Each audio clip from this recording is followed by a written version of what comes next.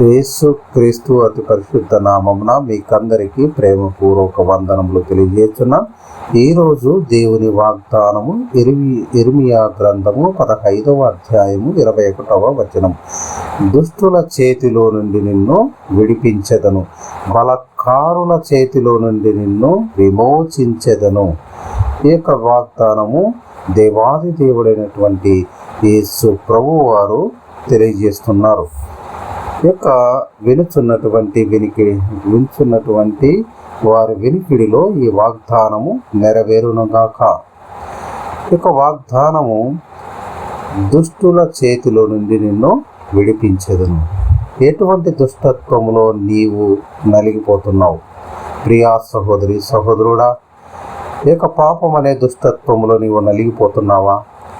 ఏక అనారోగ్యం అనే తీరని అనారోగ్యములో ఉండి ఎప్పటికీ నేను ఆరోగ్యవంతుని కాలే అని అలాంటి స్థితిలో ఉండి కూరుకుని పోయి నలిగిపోతున్నావా? లేదా ఆర్థిక ఇబ్బందులు నిన్ను ఎంతగానో ఇబ్బంది పెడుతూ అవమానానికి గురి చేస్తూ నిందలు పాలు చేస్తూ నీవు ఎటు పోలేక ఈ యొక్క పరిస్థితుల నుండి, ఈ యొక్క దుష్టత్వము నుండి, ఈ యొక్క ఆర్థిక ఇబ్బందులనే ఈ యొక్క సమస్య నుండి, దుష్టత్వము నుండి నేను విడిపించబడలేనేమో అని దుఃఖిస్తూ దుఃఖములో మునిగిపోయి ఉన్నావా? ఈ యొక్క యవనేచ్ఛల నుండి నేను పారిపోలేని స్థితిలో, యవనేచ్ఛలను జయించలేని స్థితిలో ఉన్నటువంటి ఓ యవనస్తుడా, పాపంలో పడిపోతున్నావా? వ్యభిచారం అనే కూపంలో కూరుకొనిపోతున్నావా? తాగుడును మానలేక తాగుడనే దుష్టత్వములను బానిస అవుతున్నావా? అదేవిధంగా జూదం అనేటువంటి ఆ యొక్క జూదంలో బానిస అవుతున్నావా? దుష్ట సాంగత్యాన్ని వదలలేక ఆ యొక్క లోకంలో పడిపోయి జీవిస్తున్నావా? ఎటువంటి స్థితిలో నీవు, ఎటువంటి దుష్టత్వంలో నీవు నలిగిపోతున్నావు ప్రియా సహోదరి సహోదరుడు? ఈరోజు దేవుడు, పరిశుద్ధాత్మ దేవుడు నీతోనే మాట్లాడుతాడు. అటువంటి దుష్టత్వంలో ఉన్నట్లయితే, అటువంటి దుర్మార్గపు పరిస్థితిలో ఉన్నట్లయితే, అటువంటి విపత్కరమైన పరిస్థితిలో నీవు వెళ్తున్నట్లయితే, నిన్ను ఆ యొక్క దుష్టుల చేతిలో నుండి నిన్ను విడిపించెదను.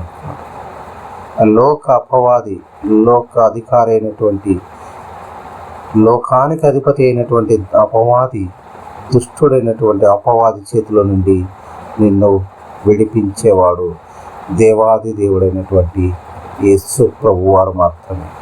ఆయన నీ కొరకు నా కొరకు ఆ కలవరి శిలువలో తన పరిశుద్ధ రక్తాన్ని కార్చాడు.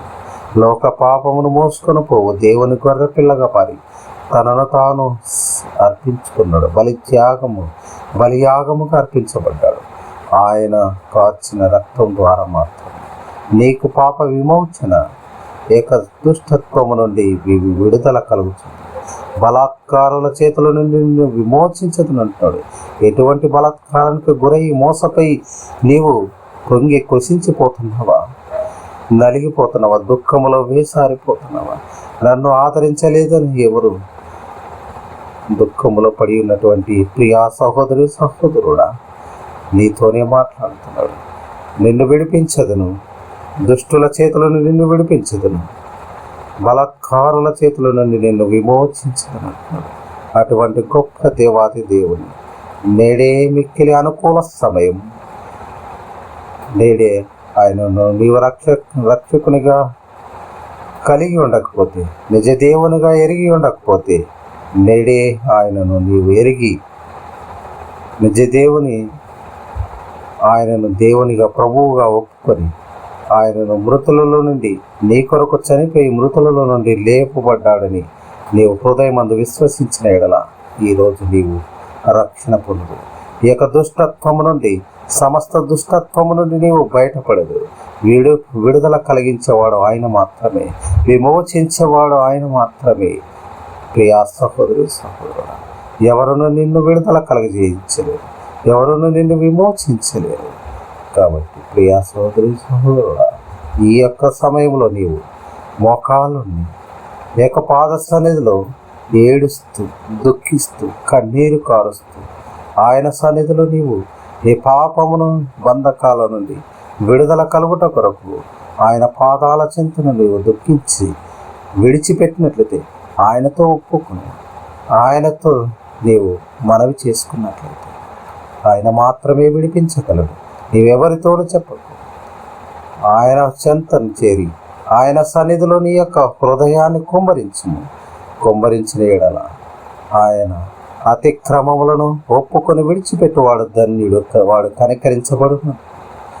కాబట్టి అతిక్రమములను, పాపములను, దోషములను, బంధకములను, అన్నిటినీ, దుష్టత్వాన్ని, నీ యొక్క స్థితిని ఆనాడు యాకోబుతో దేవుడు మాట్లాడు, నీ పేరేమిటి అన్నప్పుడు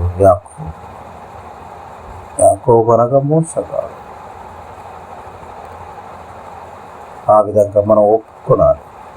మన నిజ పరిస్థితిని ఒప్పుకొని విడిచిపెట్టిన ఎడల నీ యొక్క దుష్టత్వము నుండి, నీ యొక్క దుష్టుల చేతుల నుండి, ఆ యొక్క బలత్కారుల చేతుల నుండి విడిపించి విడుదల కలగజేసేవాడు ఆయన మాత్రమే.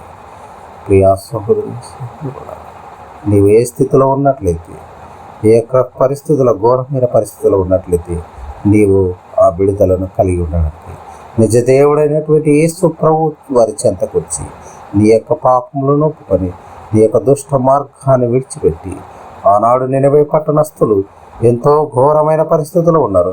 ఆ పట్టణాన్ని నాశనం చేయడానికి దేవుడు ఆ యొక్క యోనా ప్రవక్తను పంపించి 40 రోజులలో ఈ యొక్క పట్టణం నాశనమవుతుందని తెలియజేసినప్పుడు ఆ యొక్క పట్టణస్థులు దేవుని యందు విశ్వాసం వచ్చి భయభక్తులు కలిగి వారి యొక్క ప్రవర్తనను, వారి దుర్మార్గతను వదిలిపెట్టి, వారు చేసినటువంటి బలాత్కారమును విడిచిపెట్టి మానివేసి, వారు క్రియలలో చూపించి వారి ప్రవర్తన, మారు మనస్సు, ఆ యొక్క ప్రవర్తన, సత్ప్రవర్తనను కలిగి ఉన్నప్పుడు దేవుడు వారి ప్రవర్తనను చూసి, వారి మారిన స్థితిని చూసి, వారి హృదయాన్ని గ్రహించి, వారి క్రియలను చూసి, ఆ యొక్క చేయాలనుకున్నటువంటి కీడును, చేయుదుననుకున్నటువంటి కీడుకు ప్రతిగా మేలును, క్షేమకరమైన స్థితిని ఆ పట్టణానికి దయచేశాడు. ప్రియా సహోదరి సహోదరుడా, ఈ క్షణములో నీవు ఎటువంటి పరిస్థితుల గుండా వెళ్తున్నావు, ఆ పరిస్థితిని దేవుని సన్నిధిలో